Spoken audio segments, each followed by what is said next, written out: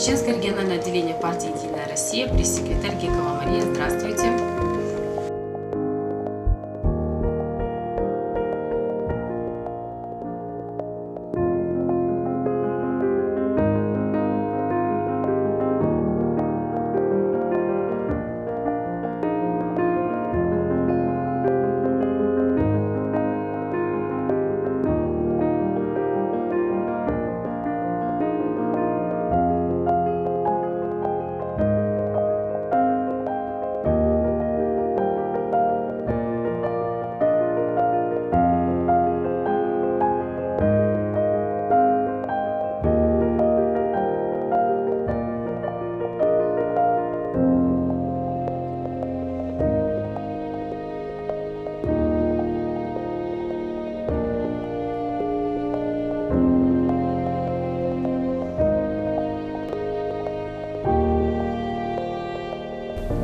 Марьяна, здравствуйте. Здравствуйте. Я рада приветствовать вас в Чеченской Республике. Насколько мне известно, вы здесь проживаете уже на протяжении 5 лет, да? Да, именно. Марьяна, почему именно Чеченская Республика? Почему выбор не пал на другой регион России? Дело в том, что Чеченская Республика изначально вызывала особый интерес у меня, и это было связано прежде всего с тем, что до военных действий, которые были в начале прошлого десятилетия, мои родственники проживали здесь очень долгое время, еще в советские времена, но, к сожалению, уехали отсюда. И очень много, когда я еще была ребенком, моя бабушка рассказывала мне о Грозном, она рассказывала, насколько это красивый город, но, к сожалению, его та красота уже для меня она непостижима, потому что я ее не застала. И поэтому в определенный период времени, когда я уже стала взрослой, у меня появился определенный интерес, я стала узнавать как можно больше о чеченском народе. Мне стало интересно, на каком этапе сейчас находится восстановление республики, чем живут люди здесь. И существовало много разных мифов, каких-то придуманных историй о чеченцах, были какие-то страшилки непонятные. И пока ты сам в этом не разберешься, пока сам не начнешь узнавать о людях, трудно сложить свое впечатление, особенно когда есть в этом интерес. Поэтому я думаю, что, в общем-то, случайно мой выбор назвать вообще вряд ли можно. До того, как я приехала сюда, я, наверное, на протяжении 2 лет очень старалась так побольше узнать именно о Чечне, о чеченцах, об их истории непосредственно. Не скажу, что я узнала очень много, потому что пока ты не начнешь жить среди людей, ты не поймешь до конца их самобытность, ты не поймешь, чем они живут, ты до конца не прочувствуешь, как говорится, эту культуру вот на себе, да? А я тот человек, который слушает, может быть, но не прислушивается и не верит, пока не увидит и не почувствует на себе. Ну вот вы приехали, увидели, и какие выводы для себя сделали, что вы поняли о чеченцах? Ну, первые впечатления, наверное, они были достаточно приятные, по той простой причине, что первый раз, когда я приехала сюда в качестве туриста, это было буквально на несколько дней, просто для того, чтобы посмотреть на город сам по себе, там где-то далеко уже по республике у меня ездить не было возможности, но непосредственно по Грозному я походила, посмотрела, мне было очень интересно. Я в то время работала именно в сфере журналистики, и как журналист старалась как можно больше где-то людей затронуть, поговорить. Мне было интересно, как люди реагируют. Ну, вы сами прекрасно понимаете, были разные истории, там, связанные с тем, что многие там люди боялись чеченцев, они там думали, чеченцы такие ужасные. А люди были вполне приветливы, они с удовольствием мне показывали дорогу, предлагали свою помощь, что-то мне рассказывали, активно принимали участие в моей вот этой 2-дневной жизни в республике, если можно так сказать. И мне еще понравилось то, как республика, можно сказать, на глазах именно Грозный, он восстанавливался. Вот ты, казалось бы, находишься здесь день-два, но ты уже видишь, что что-то происходит, идет какое-то постоянное движение, жизнь не стоит на месте. И это, наверное, вот оказало на меня особое впечатление, что я тот человек, который хочет быть причастен к чему-то новому, да, и, может быть, и поэтому уже дальнейшую свою жизнь я решила сложить с Чеченской Республикой, непосредственно участвовать вот в этом в чем-то новом, даже для самого региона и его жизни. А тяжело было принять это решение, переехать сюда, работать, связать свою жизнь уже дальнейшую с Чеченской Республикой? Я такой человек, что, в принципе, если я принимаю решение, я иду до конца. Но это было тяжело, можно сказать, вот исключительно на том этапе, когда ты должен объяснить всем, что ты уезжаешь в другой регион, и ты уезжаешь именно в Чеченскую Республику, потому что люди не понимают, почему тебя туда тянет. Они не понимают твои аргументы, да, очень трудно людям объяснить на самом деле. Вот именно в тот период, когда я приезжала сюда. Сейчас уже Чеченская Республика давно ни у кого не вызывает никаких отрицательных эмоций. Уже при слове, там, при упоминании Грозного, при упоминании самого региона люди говорят: о, это так красиво, у вас там так хорошо. А раньше говорили: куда ты собралась? Это страшно. И моя семья, естественно, тоже как-то так отреагировала на это. Непонятно, зачем я туда еду. И уже когда я уехала, тоже разные слухи люди стали как бы, да, там, придумывать какие-то истории, зачем я сюда уехала. Ну, у страха глаза велики, как говорится, да, в поговорке. Я рискнула, я долго убеждала. Поначалу мне родственники звонили буквально каждые 2-3 часа. То есть где, что, если в новостях какая-то там информация какая-то о Чечне, они сразу мне звонят, что происходит. Я говорю: да все нормально, все прекрасно, все замечательно. Но это было какой-то период времени. Думаю, что мы справились общими усилиями. И мой переезд, он так, в общем-то, состоялся. А вот этот первый период, когда вы переехали, вам было сложно адаптироваться здесь? Непросто. На самом деле непросто, потому что, как, например, с той стороны меня спрашивали, зачем ты уезжаешь туда, так здесь меня спрашивали некоторые: зачем вы сюда приехали. Мне это было удивительно на самом деле. То есть люди не понимали, да, почему вот там в регион, который так вот, он, как говорится, разные рассказы про него рассказывает, будем так говорить. Почему там человек, да, например, сорвался с работы, да, сорвался с насиженного своего места, да, с того места, где он родился, и приехал совершенно в другой регион. Люди, мне повезло, конечно, что люди на моем пути здесь и в самом начале, и в последующем попадались, в принципе, довольно порядочные. Я не могу сказать, что у меня здесь были какие-то проблемы, ни в коем случае. Наоборот, у меня всегда здесь было все как-то вот степенно. Были некоторые трудности, связанные с трудоустройством, потому что не сразу мне удалось устроиться на работу. Какой-то период времени мне приходилось подрабатывать, там, как репетитор, как няня, занималась детками, вот до того, как устроилась уже на государственную работу. Ну, я думаю, что это мне даже пошло на пользу, потому что в любой трудной ситуации человек, прежде всего, он взрослеет.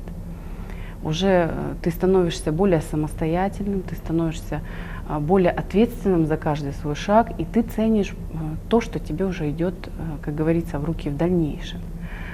Может быть, не пройдя эти трудности, я бы не изменила свои отношения вообще в принципе к жизни. Да?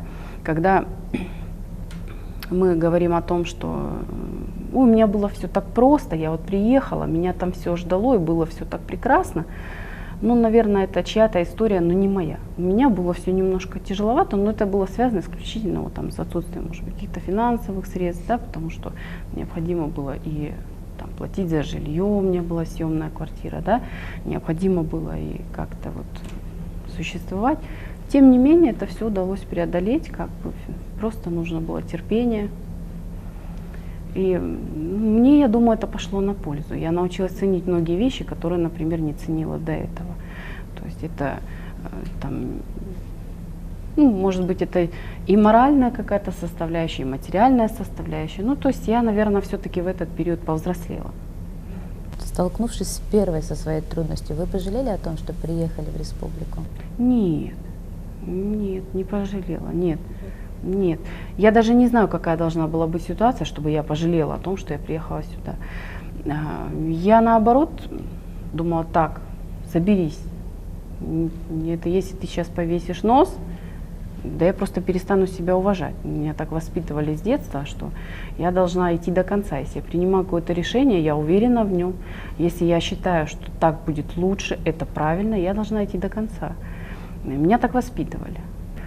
В данной ситуации слабость проявлять просто, я считаю, бессмысленно. Зачем тогда было все это затевать? Поэтому нет, я не жалела. Помимо своего места жительства, вы еще и поменяли свой религиозный взгляд. Почему?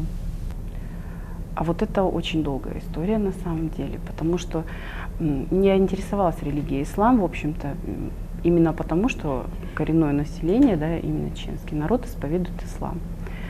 И приезжая в регион, где исповедуется ислам, это доминирующая религия, да, следующая идет, наверное, по количеству православия, но тем не менее я не исповедовала православие, когда приехала сюда, я была христианкой, но относилась к другой конфессии. Я интересовалась религией, что с ней связано, исключительно для того, чтобы понимать людей лучше. У меня был такой порыв определенное время, мне хотелось быть причастной к этой религии, потому что на самом деле она вот призывает людей, в принципе, только к хорошему. Знакомясь с исламом, я поняла, что поклонение Всевышнему открывает очень много человеку дорог и перспектив. Раньше в жизни у меня было такое ощущение, вот, что я одна, никого нет рядом. Вот это состояние такого безысходного какого-то одиночества. Только когда я приняла ислам, у меня вот это ощущение абсолютно прошло. Я больше не чувствовала, что я, например, одна, что никто обо мне не заботится. Я прекрасно понимала, что обо мне заботится Всевышний. И с религией знакомство мое было довольно-таки долгим. Когда я приехала сюда, сама цель вот, принять ислам, она, наверное, не стояла все-таки. У меня было желание жить среди чеченцев, участвовать вот в этом вот процессе новой жизни в Чеченской Республике. А с религией я уже стала знакомиться непосредственно, общаясь с людьми. Я наблюдала за тем, как ведут себя люди, как они уходят на молитву, как все это происходит, как люди там общаются друг с другом, отношения именно мусульман друг к другу. Вот такое непосредственное общение, вот эти все какие-то религиозные атрибуты, да, какие-то вот моменты, связанные там с праздниками религиозными. То есть, когда ты уже наблюдаешь непосредственно за людьми, именно за людьми, которые живут в соответствии с религией, да, начинаешь вот переосмысливать, как-то по-другому уже смотреть на религию. Мое знакомство с многими людьми, которые непосредственно глубоко изучают религию, которые могут ответить на вопросы, да, оно для меня уже стало какой-то отправной точкой. И мне все это было прежде всего интересно, и потом ты уже, когда смотришь вокруг, да, там у тебя сначала начинается увеличиваться длина юбки, потом на голове появляется платок, а потом уже как-то ты незаметно идешь к тому, что вот, в общем-то, ты уже становишься частью этого общества, и, в общем-то, ты уже практически там живешь как мусульманин, и все как-то само по себе к этому идет. Как давно вы в исламе? В исламе я с 16 мая 2013 года. Это был день, когда открылась мечеть в Аргуне, сердце матери. На открытие этой мечети именно в этот день я приняла ислам. Почему в этот день? Объясню. На самом деле вот это решение было спонтанным. Ну, как говорят, да, если человек что-то планирует, задумывает, это никогда не сбудется. Все будет так, как, например, это угодно Всевышнему. Это сейчас я это понимаю. Когда строилась эта мечеть, мне было интересно как бы, да, наблюдать за строительством.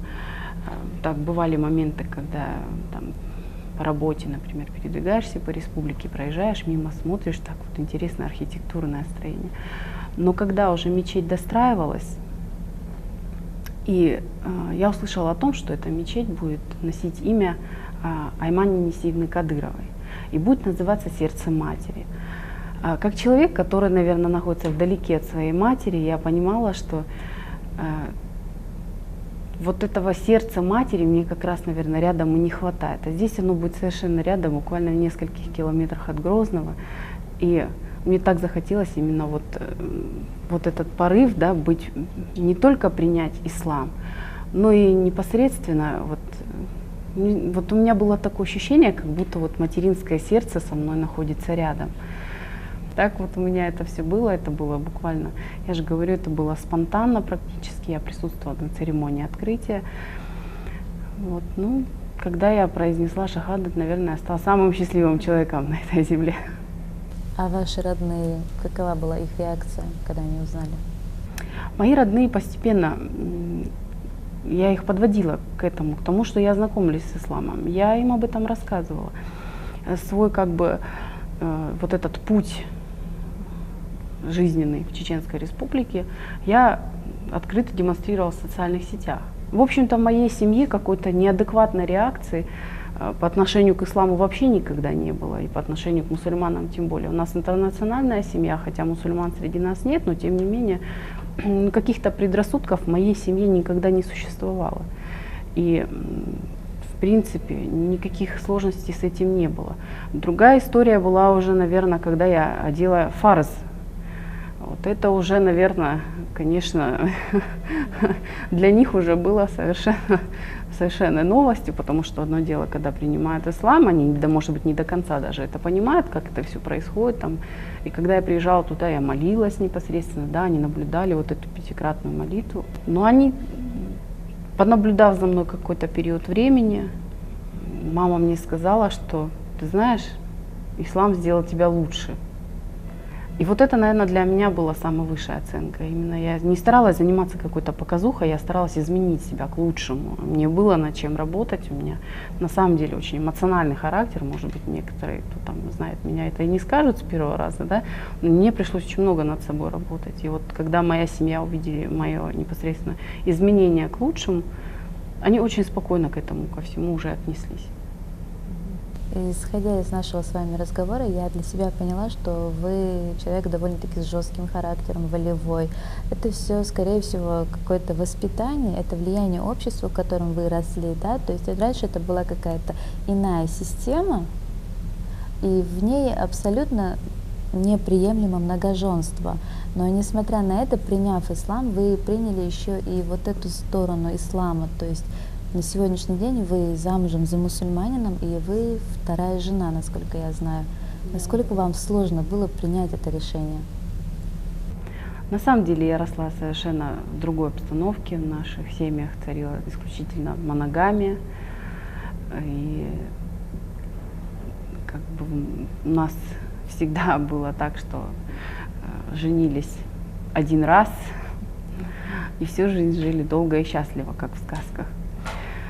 Тем не менее, когда я уже столкнулась с религией ислам, я узнала о том, что здесь существует многоженство. Да? Предусмотрено религией многоженство, Всевышний разрешает мусульманам жениться на 4 женщинах. Я для себя прежде всего расставила приоритеты, что невозможно, приняв религию полностью, какую-то ее часть, какую-то то, что предусмотрено религией, что-то отталкивать, что нет, вот это мне не подходит, вот это я возьму из религии, а вот это мне не подходит. Так не может быть. Почему я не должна принять многоженство, да, если мой муж, будучи мусульманином, да, там, или, когда он еще не был моим мужем, да, просто там, молодой человек, он пользуется этим своим правом, он в состоянии содержать несколько жен, он берет на себя эту ответственность, почему я должна быть против этого? Соответственно, я изначально никогда не воспринимала многоженство как что-то такое из ряда вон выходящее. Да? Я должна была с этим смириться, если я уже отвечаю на предложение словом «да». Я не воспринимаю первую жену как соперницу, я не воспринимаю нашу жизненную ситуацию как какую-то, не знаю, там, игру или какое-то противостояние. Я живу своей жизнью, я довольна своим положением, я занимаюсь уютом в своем доме, я выполняю то, что должна делать мусульманка, то, что должна делать жена. Все то, что предусмотрено религией, я должна была соблюсти, если я выбираю уже для себя этот путь. тем, как сложилась ваша жизнь сегодня. Вы довольны? Альхамдулилlah, я очень довольна тем, как сложилась моя жизнь. Я довольна своим положением. Что бы ни было, как бы ни было, в жизни не всегда все бывает гладко, что-то проходит так, как нам хочется, что-то так не проходит. И я довольна своим положением во всем. Я довольна своей работой. Я с удовольствием иду утром на нее, я с удовольствием возвращаюсь вечером домой. Потому что у меня в семье все спокойно. У меня на работе замечательный коллектив. Вокруг меня достойные люди. Точно так же я и довольна своим замужеством. Мой муж мусульманин, соблюдающий религию. Он занимается моим образованием. Он постоянно мне что-то рассказывает о религии. Мне это очень интересно. Я еще такой человек, что сама начинаю приставать с какими-то вопросами, не оставляю в покое, пока не расскажет. Да? Но, к сожалению, вот и он постоянно занят на работе, и я постоянно занята на работе. Так вот получается, что дому мало внимания мы уделяем, но ничего, это все временно, так должно быть. Ну, в общем и целом, я довольна. Марьям, для вас, наверное, не секрет, что в последнее время в средствах массовой информации очень много и очень часто говорят о Чеченской Республике и непосредственно говорят о главе региона, да?